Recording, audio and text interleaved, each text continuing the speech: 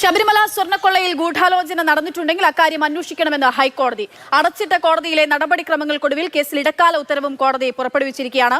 രഹസ്യ സ്വഭാവം നിലനിർത്തുന്നതിന്റെ ഭാഗമായി വിഷയത്തിൽ ബോർഡിനെയും സർക്കാരിനെയും വിജിലൻസിനെയും മാത്രം കക്ഷി ചേർത്ത് പുതിയ കേസെടുക്കാനും ഹൈക്കോടതി തീരുമാനിച്ചിരിക്കുന്നു. ആദ്യം എസ് രാഗിൻ കോടതിയിൽ നിന്നുള്ള വിവരങ്ങൾ നൽകും. രാഗിൻ, ഇന്ന് എന്തൊക്കെയാണ് കോടതിയിൽ സംഭവിച്ചത്? ഇന്ന് പ്രധാനമായും SITയുടെ ഉദ്യോഗസ്ഥരും അതോടൊപ്പം തന്നെ ദേവസ്വം വിജിലൻസും കോടതിയിലെത്തി. കോടതിയിൽ ഇന്ന് ഈ പ്രധാനമായിട്ടുള്ള അതായത് അന്വേഷണ പുരോഗതി റിപ്പോർട്ട് സമർപ്പിക്കേണ്ട സമയമായിരുന്നു. ഇതുമായി ബന്ധപ്പെട്ട റിപ്പോർട്ട് സമർപ്പിച്ചു. മാത്രമല്ല ഈ അന്വേഷണ ഉദ്യോഗസ്ഥരെ കോടതി ഒരു 45 മിനിറ്റോളം കേട്ടു. അവരുമായി ബന്ധപ്പെട്ട കാര്യങ്ങൾ പരിശോധിച്ചു. മാത്രമല്ല അഭിഭാഷകരെ അടക്കം പുറത്തു നിർത്തിയാണ് ഈ കാര്യങ്ങളൊക്കെ തന്നെ കോടതി കേട്ടത്. മാത്രമല്ല ഇന്നത്തെ നടപടിക്രമങ്ങൾ എന്ന് പറയുന്നത് ഇൻ ക്യാമറ പ്രൊസീഡിങ്സ് ആയിരുന്നു. അടച്ചിട്ട കോടതിയിലായിരുന്നു നടപടിക്രമങ്ങൾ. ഉത്തരവ് മാത്രമാണ് പബ്ലിക്കിലായി അല്ലെങ്കിൽ അത്തരം കാര്യങ്ങളായി വന്നിട്ടുള്ളത്.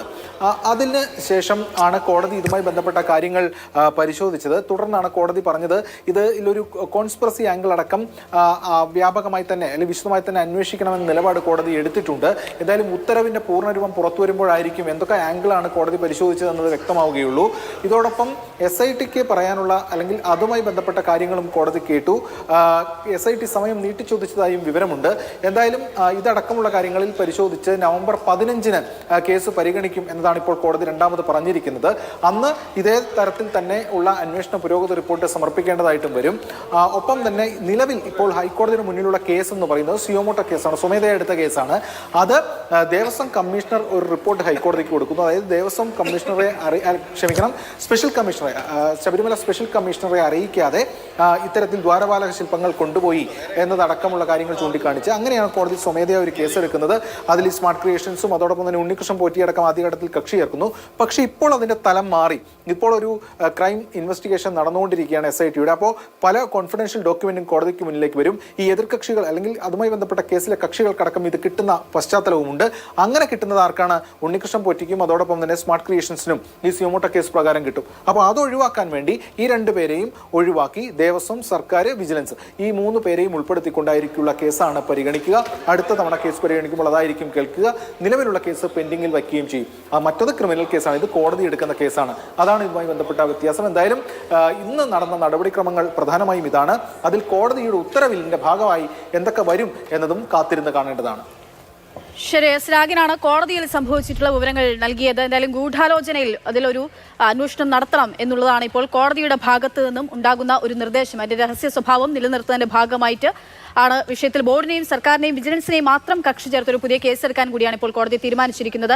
അനന്തകൃഷ്ണൻ കൂടി ചേരുകയാണ്. അനന്തൻ, ഈ കേസ് ഇപ്പോൾ SIT ആദ്യഘട്ട അന്വേഷണം നടത്തുന്നു. ആ റിപ്പോർട്ട് സമർപ്പിച്ചതിന് ശേഷമാണ് കോടതിയുടെ ഭാഗത്ത് നിന്ന് ഗൂഢാലോചന അന്വേഷിക്കണമെന്നുള്ളൊരു കാര്യം വരുന്നത്. സമാന്തരമായിട്ടൊരു കേസെടുത്ത് അന്വേഷിക്കാനും പറയുകയാണ്. അതായത് നിലവിലിപ്പോൾ ഇതിൽ ദേവസ്വം ബോർഡ് ഉദ്യോഗസ്ഥരുൾപ്പെടെ പ്രതികൂട്ടിലാകുന്ന ഒരു സാഹചര്യമുണ്ട്. അപ്പോൾ ഗൂഢാലോചന കോടതി ഉൾപ്പെടെ സംശയിക്കുന്ന ഏത് ഘട്ടത്തിലായിരിക്കും, ഏത് തരത്തിലായിരിക്കും? ഇത് നമ്മൾ ആദ്യം തന്നെ പ്രതീക്ഷിച്ചതുപോലെ ശബരിമലയാണ്. ശബരിമലയിലെ സ്വർണം തട്ടിക്കൊണ്ടുപോയ കേസാണ്. അപ്പോൾ അതിൽ ഒരു ചില്ലറ ആൾക്കാർ അതിനകത്ത് ഉൾപ്പെടില്ല എന്നുള്ള കാര്യം ഉറപ്പായിരുന്നു ആദ്യം തൊട്ടേ. കാരണം ഉണ്ണികൃഷ്ണൻ പോറ്റി എന്ന് പറയുന്ന ഒരാൾക്ക് ഒരു മോഷ്ടാവിന് തോന്നുന്ന ഒരു ബുദ്ധിയിൽ വിരിഞ്ഞ ഒരു ആശയമാണ്. അതെ, അതിൽ ഉറപ്പായിട്ടും ശബരിമലയിൽ നിന്ന് സ്വർണം തട്ടിയെടുത്തിട്ടുണ്ടെങ്കിൽ അതിന് പിന്നിൽ വലിയ ടീം ഉണ്ടാകും. ഇല്ലാതെ ശബരിമലയിൽ നിന്ന് ഒരു നാണയം പോലും, ആ വഞ്ചിയിലിടുന്ന ഒരു 5 പൈസയുടെ നാണയം പോലും ശബരിമല സന്നിധാനത്ത് നിന്ന് പോകില്ല. അത് ഉന്നത തലത്തിലുള്ള അറിവില്ലാതെ പോകില്ല എന്നുള്ളത് കാര്യം ഉറപ്പാണ്. പിന്നീട് ഒരു കാര്യം, ഇതുവരെ വന്ന തെളിവുകൾ അതിനകത്ത് ഉദ്യോഗസ്ഥരുടെ പങ്കാളിത്തം, ദേവസ്വം ബോർഡ് ഉദ്യോഗസ്ഥരുടെ പങ്കാളിത്തം ഗൂഢാലോചനയുമായി ബന്ധപ്പെട്ട് ഉറപ്പാക്കി കഴിഞ്ഞു. കാരണം അത് SITയും ഉറപ്പാക്കുന്നുണ്ട്. ഈ ശബരിമല ശ്രീകോവിലിൽ വിജയമല്യ സ്വർണം പൊതിഞ്ഞിരുന്നു എന്നുള്ളത് അറിയാവുന്ന ആൾക്കാരാണ് ചെമ്പന്നാക്കിയത് എന്നാണ് SIT റിമാൻഡ് റിപ്പോർട്ടിൽ പറഞ്ഞിരിക്കുന്നത്.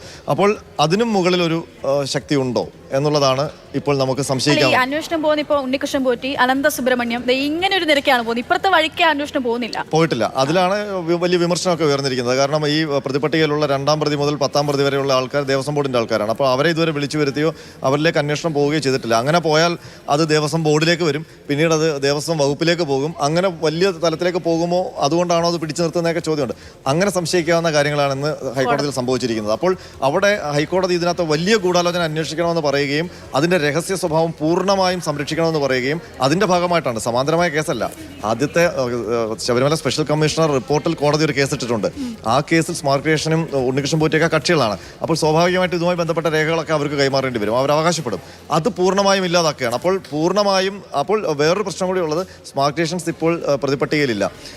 ഇവരെ ഒഴിവാക്കി, ആ കക്ഷികളെ ഒഴിവാക്കി പുതിയൊരു കേസിലേക്ക് പോകുമ്പോൾ സ്മാർട്ട് ക്രിയേഷൻസും ഇതിൽ പങ്കാളിയാണ്, അവരും പ്രതിപട്ടികയിലേക്ക് വരാനുള്ള സാധ്യതയുണ്ട് എന്നുള്ള വിലയിരുത്തൽ കൂടി നമുക്ക് നടത്താൻ കഴിയും. ഇതിപ്പം അടച്ചിട്ട മുറിയിലാണ് കോടതി വാദം എന്ന് കേൾക്കുന്നത്. ഗൂഢാലോചന അന്വേഷിക്കണമെന്ന് കോടതി പറയുന്നു.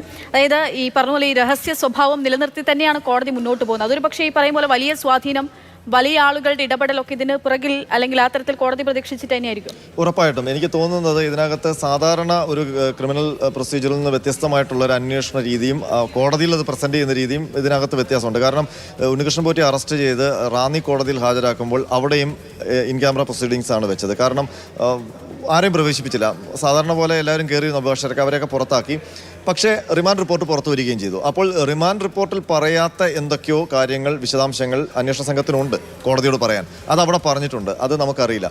അതുപോലെ തന്നെയാണ് ഹൈക്കോടതിയിലും സംഭവിച്ചിരിക്കുന്നത്. ഹൈക്കോടതിയിൽ ആ ഉത്തരവ് ഇപ്പോൾ പുറത്തു വരും. ഒരു പക്ഷേ അവർ ഹൈക്കോടതിയിൽ സമർപ്പിച്ച റിപ്പോർട്ടും പബ്ലിക് ഡോക്യുമെൻ്റ് ആകും. ആ അക്ഷരങ്ങളിൽ ആ ബ്ലാക്ക് ആൻഡ് വൈറ്റിൽ ഇല്ലാത്ത മറ്റൊരു സാധനം അവർക്ക് പറയാനുണ്ട് കോടതിയോട്. അപ്പോൾ അതെന്താണ് എന്നുള്ളത് ഈ അന്വേഷണത്തിൻ്റെ അവസാനം മാത്രമേ നമുക്ക് പിടികിട്ടുള്ളൂ. എനിക്ക് തോന്നുന്നത് അങ്ങനൊരു രഹസ്യ സ്വഭാവം, അങ്ങനൊരു രഹസ്യ ആശയവിനിമയം കോടതിയും അന്വേഷണ സംഘവും തമ്മിൽ നടത്തുന്നുണ്ട് എന്നുള്ളതാണ്. അതാണ് ഇതിനകത്തെ ഏറ്റവും സസ്പെൻസ് എന്ന് പറയുന്നത്. അതൊരു പക്ഷേ അന്വേഷണത്തിൻ്റെ ഒടുവിലേ മനസ്സിലാവൂ.